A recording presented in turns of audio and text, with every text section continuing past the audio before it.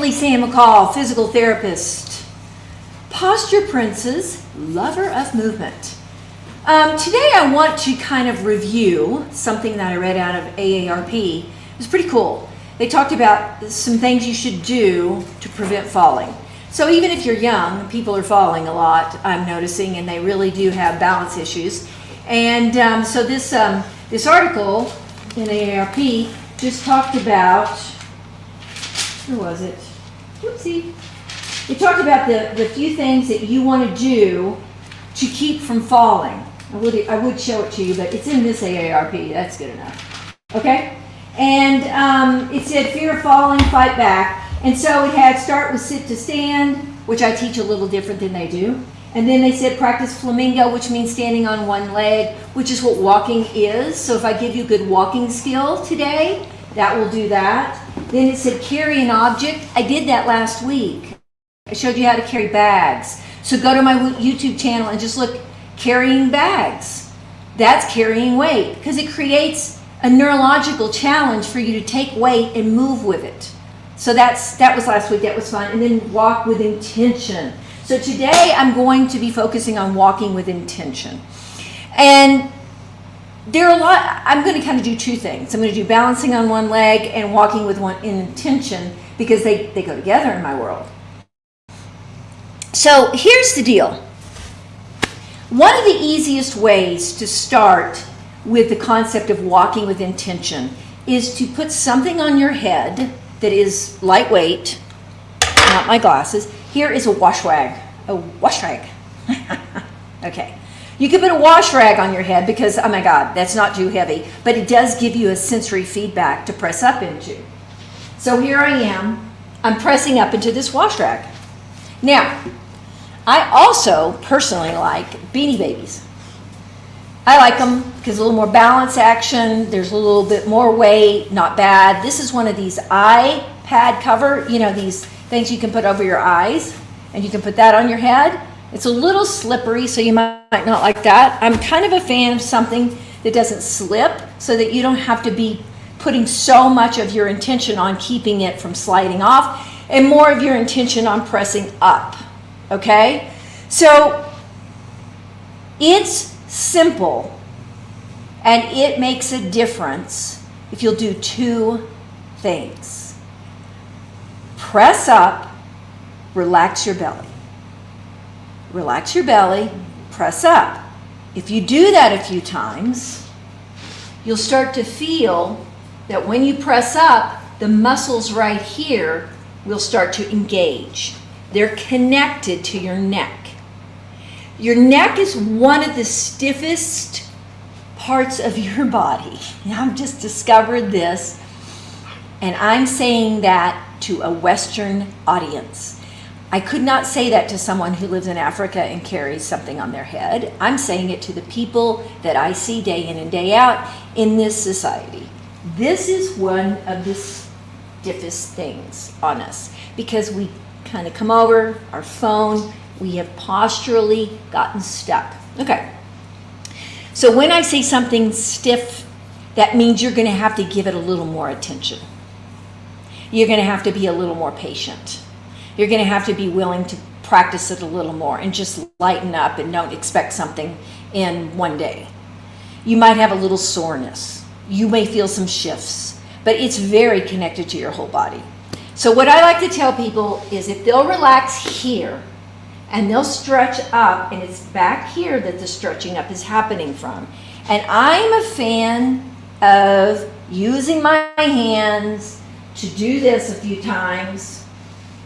Or if you have long hair, to pull your hair. And if you don't have long hair, it's a little more challenging.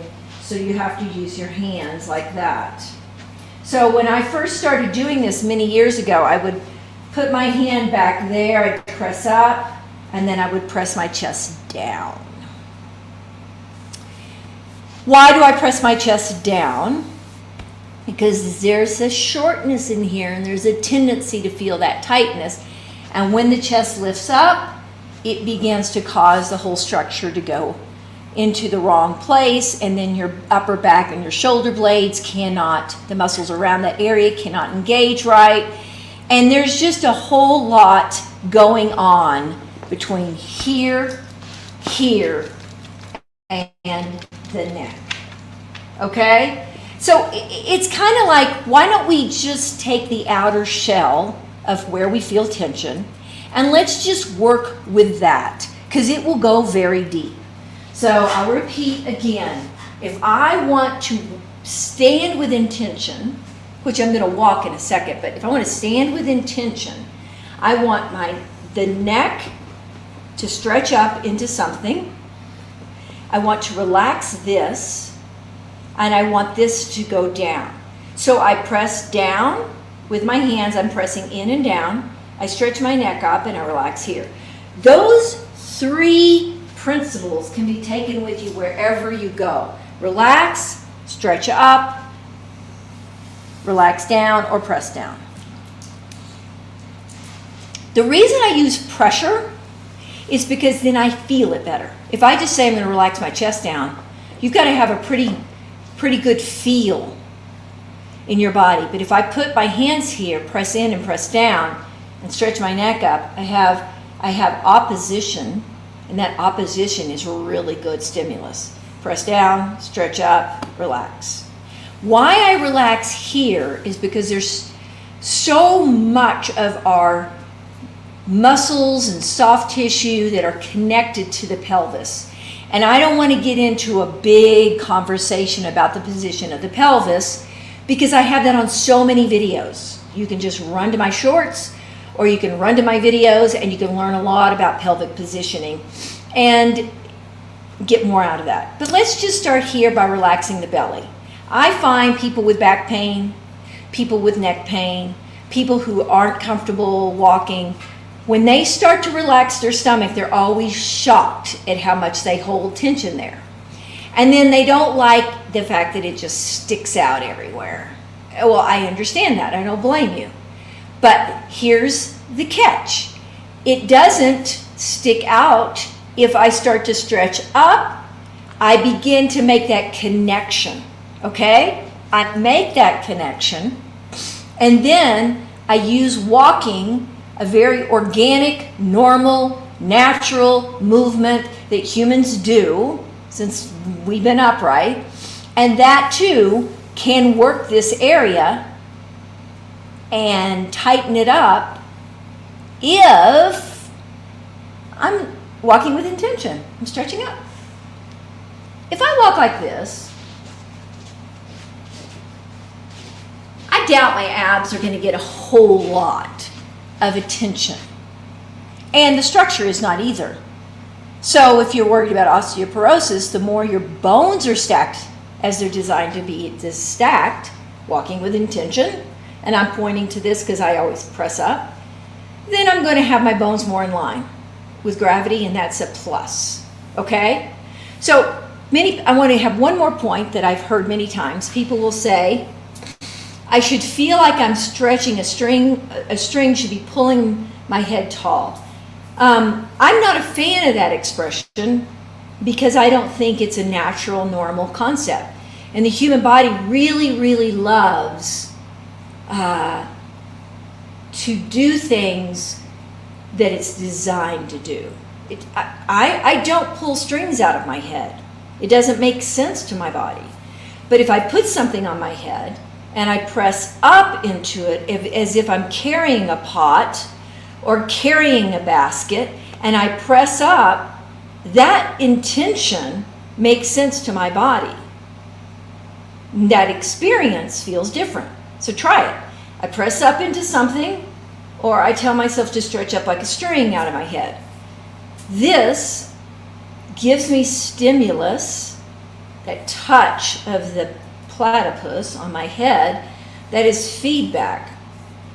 Now, over the many years I've been doing this, since the early 90s, I have become more and more intrigued by the fact that the body responds much quicker, much more normal, and much engages more fully, is a good way of saying it, when it's asked to do something with a purpose. If it has a purpose, And that may sound really abstract to you, like, well, the body doesn't know whether it's a purpose or not. Yeah, it does. And I don't understand that, but it makes sense.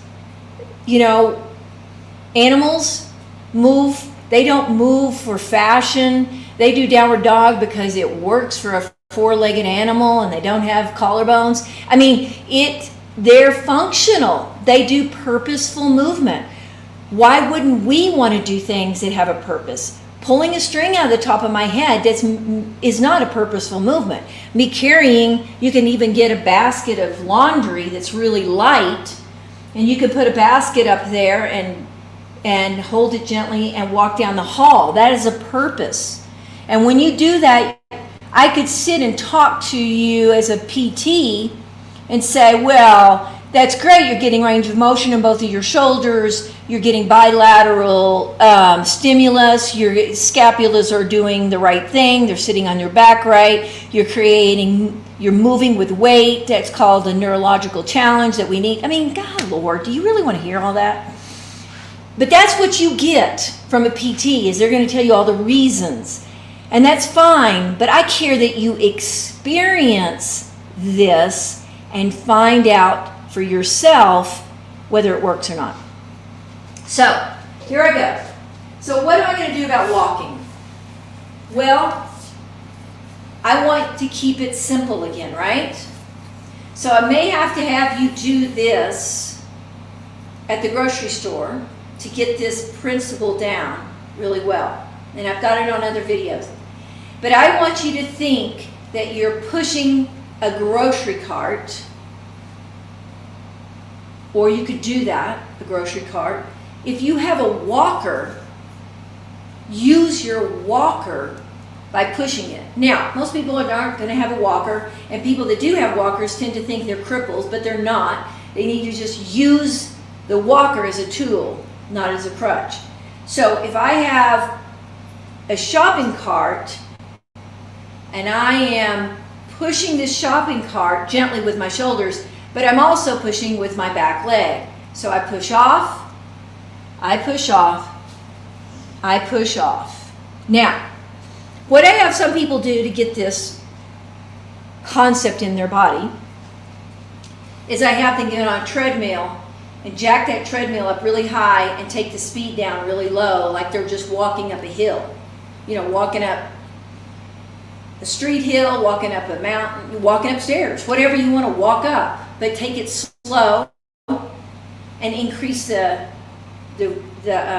grade so that when you walk, you feel, oh, this foot catches me, this foot pushes me forward, this foot catches me, this foot pushes me forward. Now, another principle, and you may not relate to this, but I can also just lean forward and catch myself. If I catch myself, then I'm in the same posture. I catch myself. Okay? So I just want to give you that little piece because that's balancing on one leg. When we walk, if we shuffle,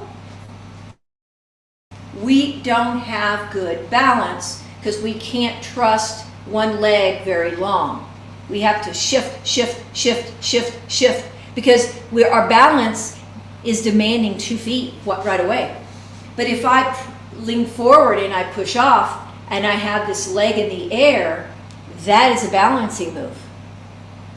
That is a balancing move. Notice that I'm leaning a little forward. My back is straight, but my hips are back a little because most people need that. Most people feel like they can push off better if they have a little lean. If they're way upright, it's harder to push in the beginning. It's just a beginning and gradual thing. My center of my body is down here.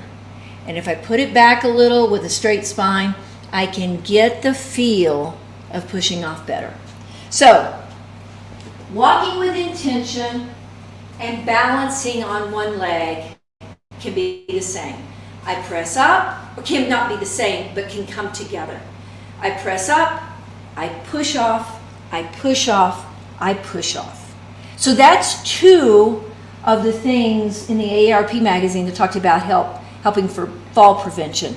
And basically, to me, that is just foundational movements that I teach. My whole career, my whole business, my whole philosophy is if you have a strong foundation, strong as in feeling where your bones are and balancing with gravity, you can be strong, you have great balance, you attractive because there's a great tone, you have choices of things you can do, and you just enjoy your life better. Your back pain or your pain goes away, and you are preventing pain. So it's just, everything's connected. I can't help it. It's just the way it is. So I start with something simple: press up, walk with intention, push off. You're balancing on one leg. Right there, we've hit quite a few subjects right there, just by walking. There you go. Very good. A couple of these questions you might have answered later on, but people were confused about the balancing and walking. Confused, balancing, and walking. You say it's the same thing. I don't understand about standing on one leg and how that's walking. Diane in Evanston. Okay, let me review it real quick.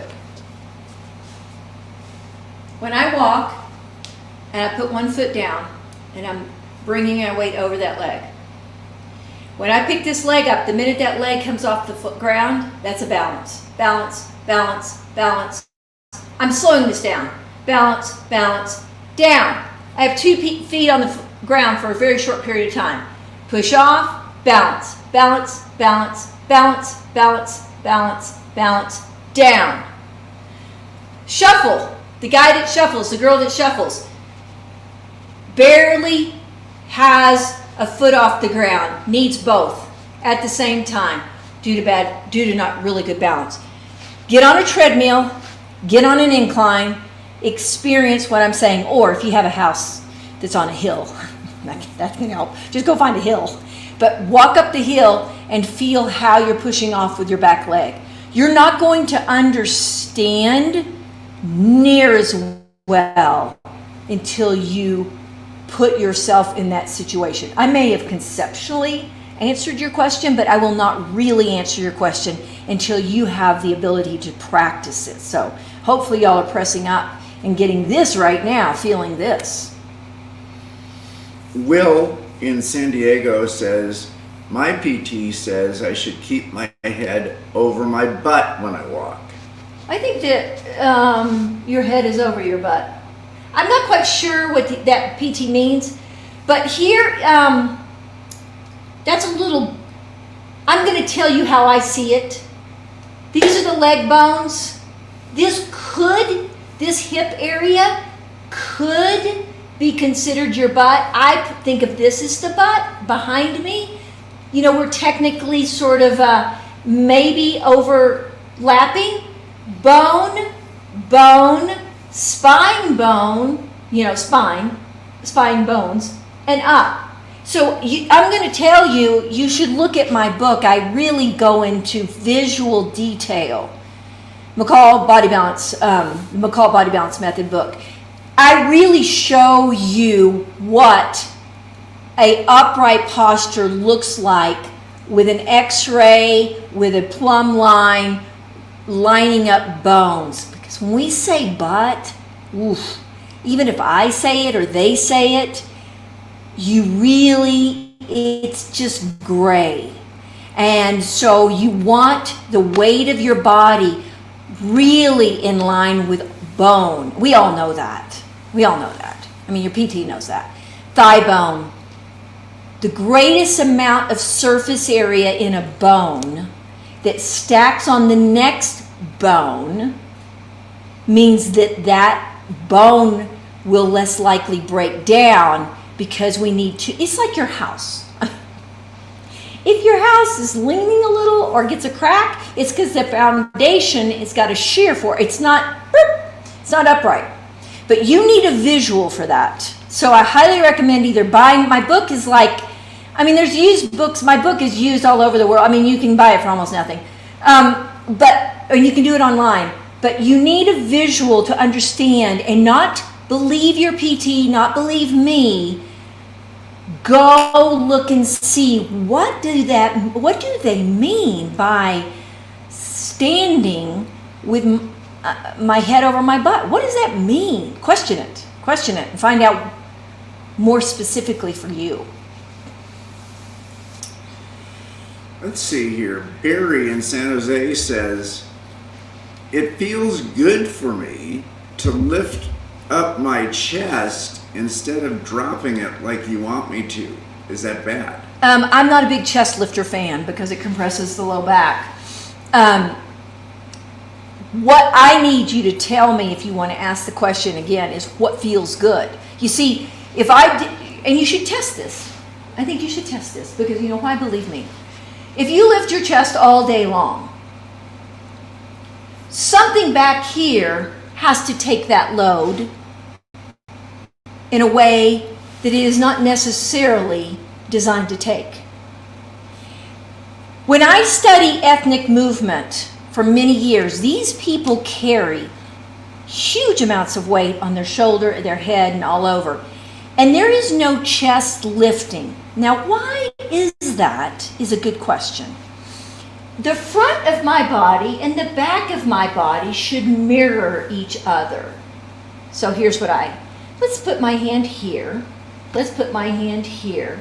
If I lift my chest, then I'm going to be collapsing my back. If I bring my chest down, I am more in the front and back, mirroring or having they're equal in stacking is a word. What I'm showing you is counter to what a lot of posters and posture people may say. I really don't look at what they say. I look at how the body is built and who seems to do this the best in the world. And it's not Westerners. And a lot of the chest up thing came from the military. And that isn't necessarily going to tell you what's right or wrong. It's going to just show you where we possibly got it. At least that's when I studied. The military was where we did a lot of imitating good posture. Now this isn't physiology. This is cultural. So when I go to cultures that carry things on their head and they squat, I have to take what I learn and adapt it to our culture. Not structurally how we stand, but I don't promote a lot of deep squatting because of the limitations we have with our toilets, our chairs, and everything. So physiology is what you want to look at. How should the bones stack? And then you take away, like the military, you take away these social ideas and you put those aside and look and see what makes sense. Does it make sense to lift, or does it make sense to let that drop and this lengthen and they mirror each other? Try it for a while. Try both. Press up, let your chest come down. Spend a day doing that. Spend a day with your chest up. Find out for yourself what does feel right. It's your body. Stephanie and Williams says, for me, the string image makes sense because pulling up to me means stretching. Yeah, but that's your brain that's talking and answering, okay? Your body may feel stretch with the string, and your body may feel stretch with something on your head. But what you have to do is you have to spend time doing things with the one and the other. You know what I mean? You have to kind of like comparatively speaking. So I recommend that you get a laundry basket that doesn't have a lot in it. Let's just say you're going to carry your laundry up here and not real heavy. And you carry it, put it on your head, and you need to walk to the other room and back. You need to feel what that feels like. And then you need to put your laundry in front of you and feel what it feels like. Because if you put something that has real purpose, instead of a platypus, you put a laundry basket, a couple of towels, whatever you want to do, and you walk around, you're going to feel a lot more than just stretch. You're going to feel a lot more that's engaged, a lot more balance. You're practicing carrying while moving. You're practicing balance. You're practicing upright walking. You're practicing so many things that the body craves, to be honest with you. And that, in comparison to pulling a string out of your head, if pulling a string out of your head just helps you just go, you know what, that just works. For some reason, I stretch up better. Then do it. Do it. But don't eliminate the other. Don't make an either or out of it. Do both. If one works, do it. If they both work, do it. But don't either or black and white this. Just give yourself a chance to feel more alignment with the basket.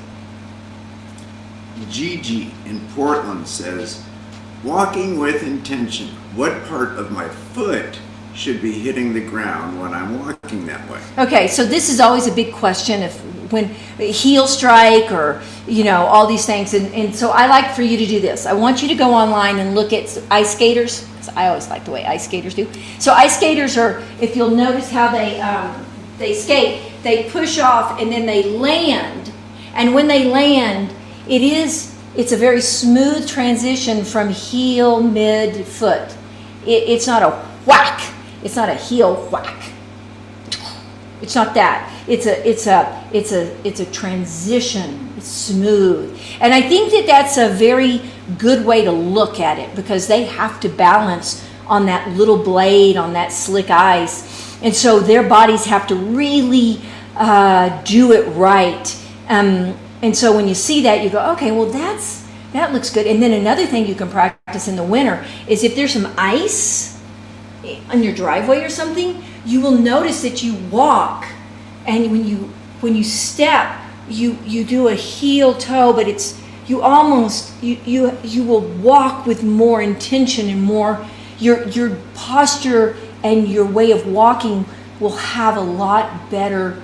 It will work better. It's like when we put challenges like a grocery cart or ice skater, when we put these challenges in front of us, or the treadmill, when we have different challenges, that helps the body self-correct. You don't even have to think about it. It just corrects itself because it's trying to do the right thing. That's the best way. Not from here. I could tell you don't go heel strike, but that doesn't really help. Near like grocery cart, treadmill, you're really watching that gentle heel onto the midfoot. That is like an ice skater. Yeah, that's it. Tim in Page says, I don't get how you can stand tall and lean forward and walk at the same time. Okay, so I'm tall right now. This is standing tall to me, okay? I'm pressing up into this. Now I'm standing tall and leaning forward a little. What's the opposite of that? Standing tall. This is not standing tall. I'm bending forward. I'm hinging, a little hinge. When you go upstairs, you do this and don't even think about it. If I'm walking up steps, very few people do this. Very few people stand straight up and walk upstairs. What they tend to do is lean into the hill, stairs being the hill. Do a slight lean, put the foot up, slight lean, but my back is still straight. Many years ago, Europeans, you could see a European person walking down the street, and this is why you see him walk. With a slight lean, just a slight lean. Back is straight.